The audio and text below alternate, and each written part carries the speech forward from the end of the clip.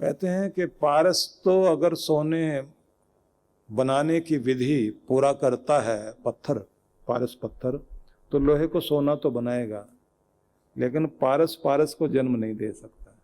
ये गुरु में ही एक कमाल है, अपने शिष्य को पारस बना देता, खुद भी पारस है और अपने शिष्य को भी पारस बना देता।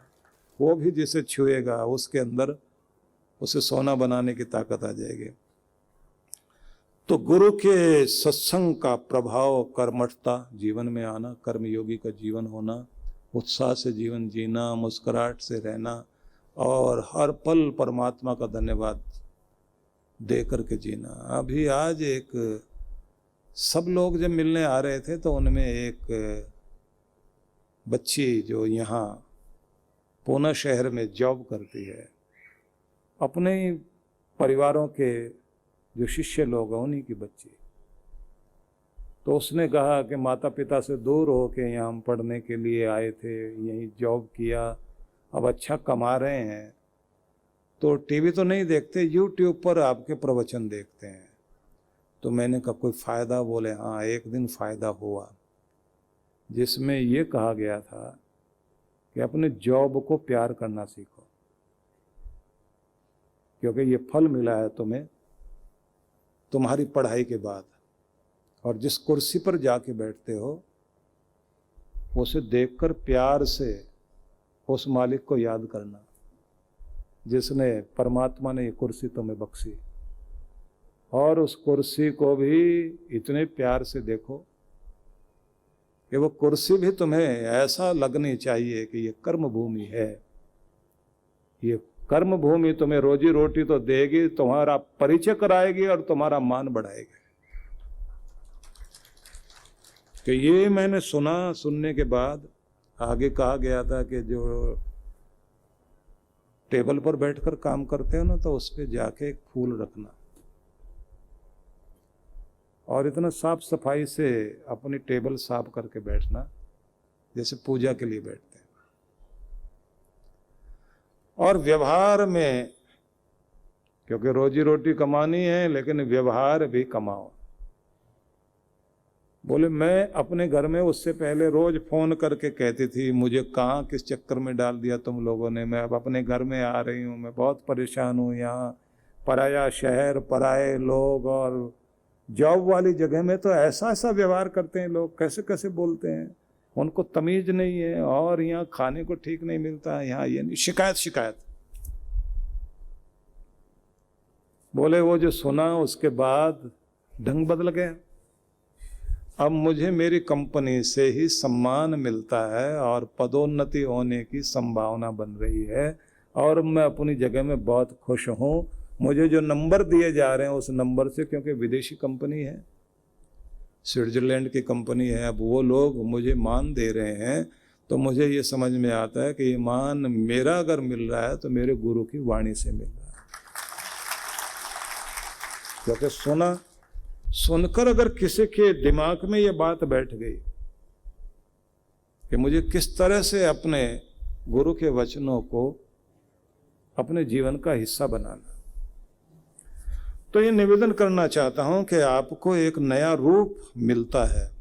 और सार में अगर हम कहें, भगवान श्री कृष्ण जब ये कहते हैं कि तुम्हें वो जन्म मिल जाएगा जहां से तुम्हारी आध्यात्मिक यात्रा फिर से शुरू हो जाएगी, तो गुरु मिलेगा जीवन में, गुरु का संग मिल जाएगा, गुरु का संग मतलब सत्संग मिल जाएगा, नई ऊर्जा की प्राप्ति होगी, ईश्वर में विश्वास उसकी उत्तरोत्तर वृद्धि होनी शुरू हो जाएगी। और जब तुम इस यात्रा में आगे बढ़ोगे तो विवेक बुद्धि का आगमन शुरू हो जाएगा। अभी तक जो बुद्धि थी वो संशय वाली थी, डाउट ज़्यादा आता था दिमाग में, अब विवेक वाली बुद्धि आ गई, समझदार हो जाना। समझदार देखें आपने, समझदार लोग जो झगड़े निपटाते हैं, समस्याएं सुलझाते हैं, जिनकी राय लेने के लिए दूर दूर से लोग उनके घर पर दरवाजे के सामने खड़े रहते हैं, जिनका काम होता है कड़वाहट पी लेना और दो को एक करके उनके घर में खुशियां भर देना, वो समझदार लोग। बहुत कम लोग होते हैं ऐसे। माना कि इस धरा को न गुलजार कर सके हम, इस धरती में फूल नहीं बिखेर सके। माना कि इस धरती को गुलजार न कर सके हम, कुछ खार कम कर गए, खार कांटे, कुछ खार कम कर गए जहां से गुजरे हम। ये क्या कम है? कुछ नहीं तो इतना तो कर जाओ। नहीं फूल दे सकते किसी को, कहीं कांटे पड़े हों, उठा के एक कोने में रख दो, किसी के पांव में कोई कांटा ना लगे। तो ये सत्संग जब आपके जीवन में विवेक बुद्धि लेकर आता है तो समझदारी बढ़ती है। समझदार लोग जो है वो मिलाते हैं, जोड़ते हैं लोगों को, घरों को तोड़ते नहीं। और जब ये गुरु की कृपाएं शुरू हो जाती हैं तो जीवन में ऊंचाइयों का प्रवेश शुरू हो जाता है। अब तक नीचाई का जीवन था, अब और ऊपर और ऊपर और ऊपर। मतलब ये है कि आपकी जिंदगी की कीमत बननी शुरू हो जाए, मूल्य बढ़ना शुरू हो जाए। समझ लेना चाहिए गुरु का आशीर्वाद आपकी जिंदगी में शुरू हो गया है। इसी का प्रभाव होता है कि गुरु की कृपा आई है तो संकीर्णताओं से मुक्ति हो गई, छोटेपन से। छोटा दिल नहीं है, बड़ा दिल हो गया। ऊंचा सोचने की बात, बड़ा सोचने की बात, सबको अपनाने की बात, सबके साथ मिल के रहकर सबको अपने जैसा बना लेने की बात। इसलिए मैं ये कहूँगा आपको कि जब कृष्ण भगवान ये कहते हैं कि तुम्हारी यात्रा फिर वहाँ से शुरू हो जाएगी, किसी श्रीमंत के घर में जन्म लोगे और वहाँ से फिर तुम्हारी वो आध्यात्मिक यात्रा शुरू होगी और फिर तुम्हारे जीवन में कुछ चीज़ें आनी शुरू होंगी। अब वो क्या है, इस पर थोड़ा चिंतन करते हैं। सबसे पहले आपके जीवन में आती है सच्ची आस्तिकता। इस पर भी विचार करना। आस्तिकता वो जहां आपके अंदर ईश्वर का विश्वास जागता है, सच्चा विश्वास, भरोसा, भगवान पर भरोसा इस तरह का कि वो 1000 आंख वाला देख रहा है मुझे। कृष्ण भगवान ने गीता में कहा, पढ़ के सुनाता हूं आपको। सर्वतः पाणिपादम तत् सर्वतोक्ष शिरो मुखम सर्वतः श्रुतिमल्लोके सर्वमावृत्य तिष्ठति। 13वें अध्याय के 13वें श्लोक से शुरू करना, आसानी हो जाएगी ऐसे बताने से ना।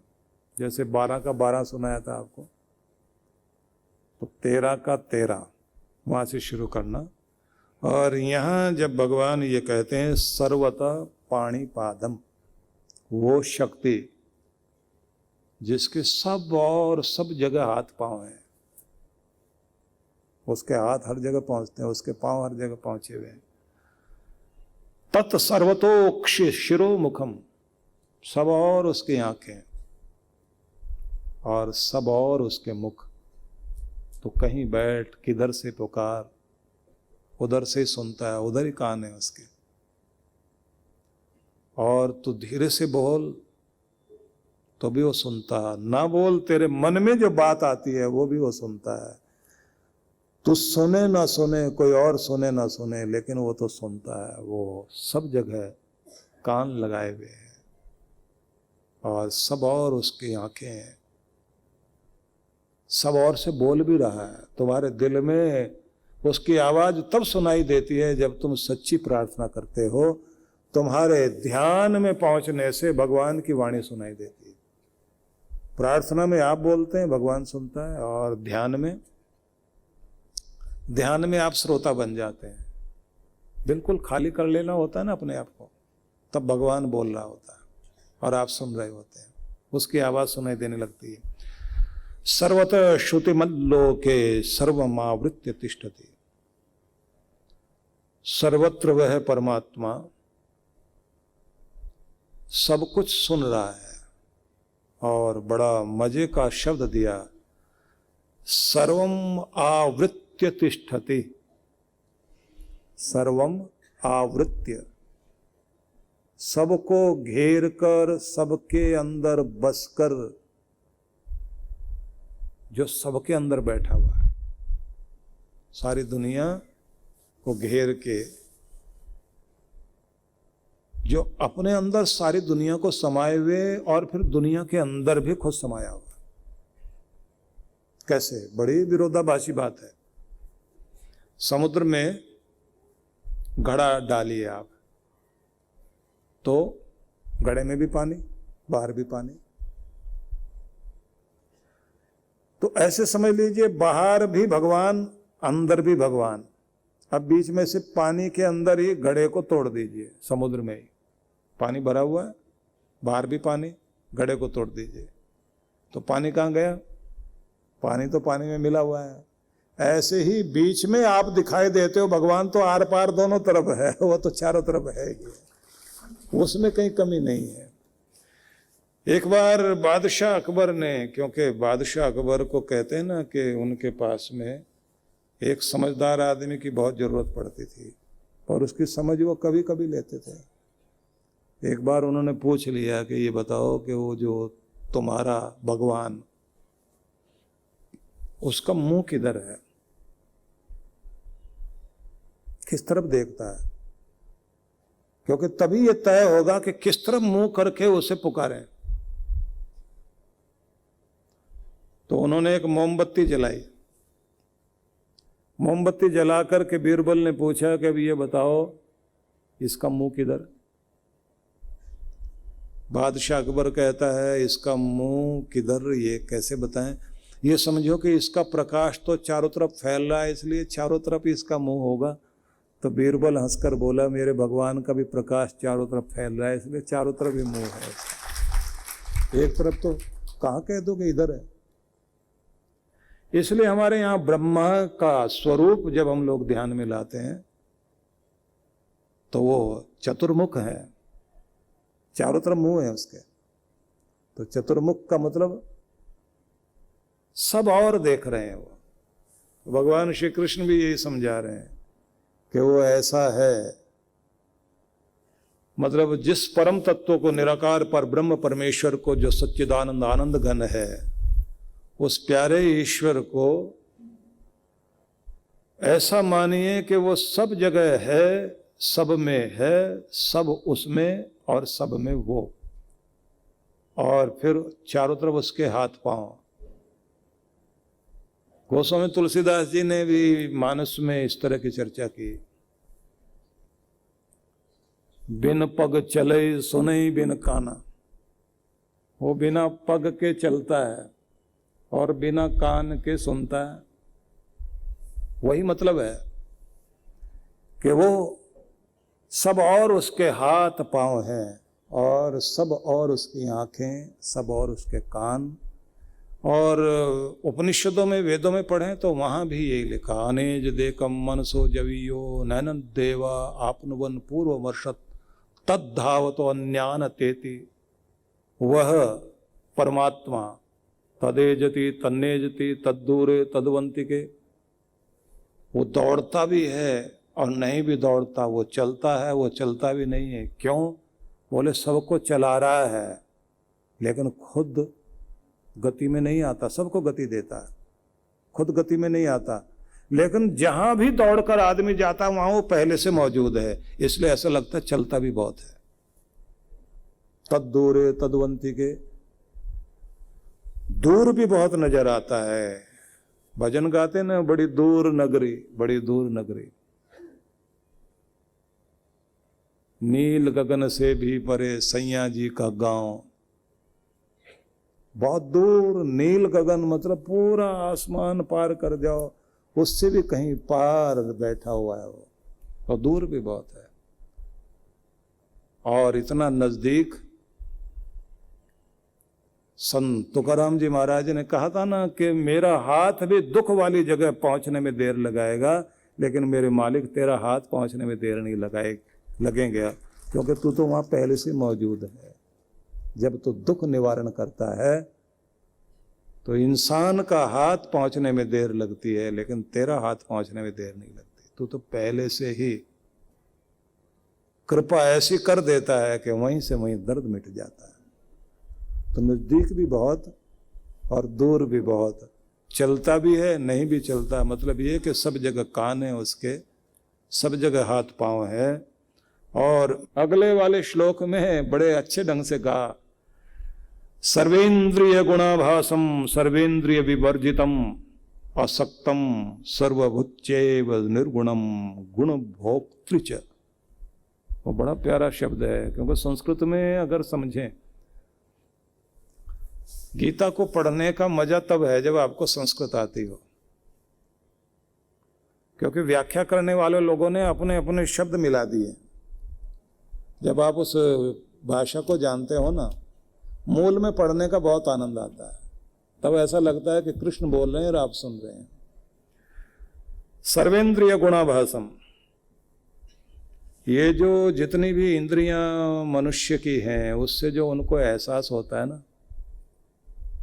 तो समझ लीजिए कि जैसे इंद्रियों से कुछ अनुभव होता है, आँख से कान से, बिना आँख कान वाले परमात्मा निराकार को सब कुछ ऐसे ही महसूस हो रहा होता है। आपको क्या स्वाद लग रहा है और क्या नहीं समझ में आ रहा। तो माँ देखती है ना, खाना बनाती है जब, कि ये स्वाद है या नहीं है, चख लेती है। और कभी कभी ऐसा समय भी आता है जब व्रत वाला दिन होता है, अब माँ चख भी नहीं सकती, हलवा बनाएगी, लेकिन उसकी सुगंध से उसको समझ में आ जाता है कि बिल्कुल ठीक बना है।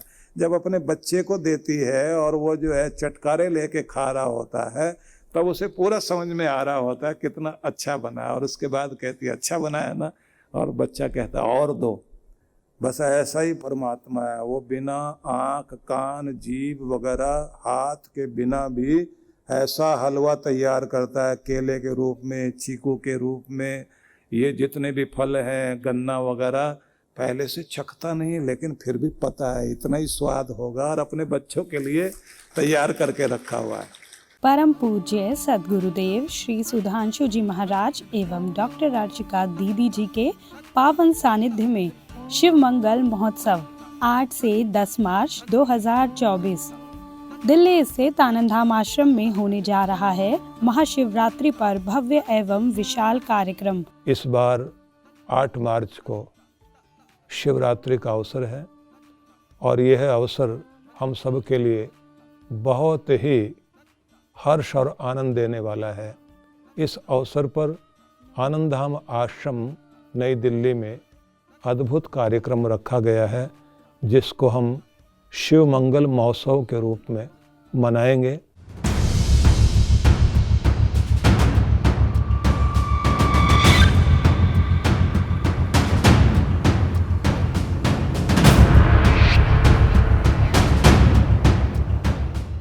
जिसमें भगवान शिव की विशेष कृपा प्राप्त करने के लिए होगा शिव ध्यान, घूम रहा है पार्थिव शिवलिंगों के साथ रुद्राभिषेक, महारुद्र यज्ञ एवं महाआरती। आप सभी इस कार्यक्रम में सादर आमंत्रित हैं। पंजीकरण एवं अधिक जानकारी के लिए संपर्क करें। बाबा विश्वनाथ की पावन नगरी वाराणसी में परम पूज्य श्री सुधांशु जी महाराज के पावन सानिध्य में शिव भक्ति सत्संग दिनांक 16 और 17 मार्च 2024। कार्यक्रम की रूपरेखा 16 एवं 17 मार्च 2024 सायं 4 से 6 बजे। स्थान रुद्राक्ष कन्वेंशन सेंटर, सीगरा, वाराणसी। आयोजक विश्व जागृति मिशन वाराणसी मंडल। संपर्क सूत्र। आप सब परिवार सादर आमंत्रित हैं।